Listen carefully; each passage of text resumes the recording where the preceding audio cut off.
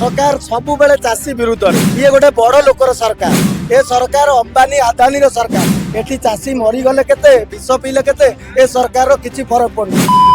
देखंतु मु प्रथमे जड़े युवक नुह जड़े चाषीर पुओ जेतबेले आम परिवार चाषरु चले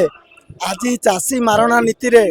प्रत्येक चाषी परिवार रे ता परिवार पुओ हो बापा हो चाष जी कर चाषीटी हो समस्ते आज कांदुचंती कहीं कांदुचंती ना वर्ष सारा कष्ट करी धान अमल कले धान अमल करबा परे सरकार धान किणिले नाही मंडी रे अव्यवस्था आपण देखंतु वर्षा हला काली अनुकूल रे वर्षा हला बहुत धान नष्ट हो गला तो सरकार धान किणवा कथा चाषी अमल कला यही दुख रे आज प्रत्येक चाषी परिवार कांदुची निश्चिंत आपण देखि पारुथिबे आज जो लक्ष लक्ष संख्या रे युवक टू आरंभ करी वृद्ध एकाठी होइचंती यार प्रभाव निश्चिंत सरकार निद भंगेब एवं ओडिशा रे आउ थे नवीन पट्टनायक सरकार को आनिब चाषी हसिब चाषीर दुख सरकार कहीं बुझला ना आपण जो मम्मी डाडी छुआ होते आपण चाषी घर पिला होई नथिबे तो ये सरकार टी आपन कहली अंबानी आदानी सरकार ये केवल बेपारी सरकार चाषीर सरकार ये हो पार आपण तो जन्म हेले बेपारी करू चाषी सरकार एबे केमती एटा केवल नारा सीमित रही जाइए आपण देखंतु पूर्वतन मुख्यमंत्री नवीन पट्टनायक सरकार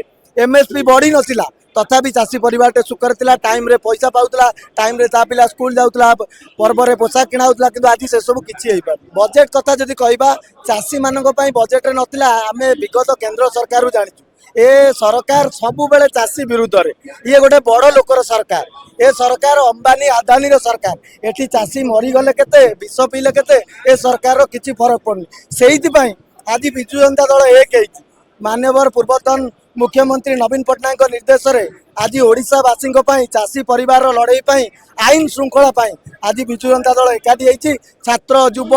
महिला सबू विजेडी एकाठी मिसी आज आम प्रतिवाद करूँ।